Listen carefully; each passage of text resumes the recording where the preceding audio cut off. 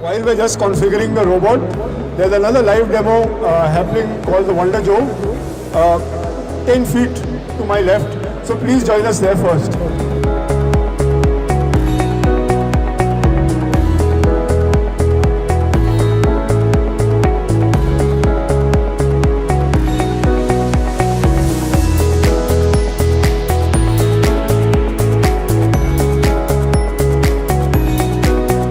Solution for washroom cleaning.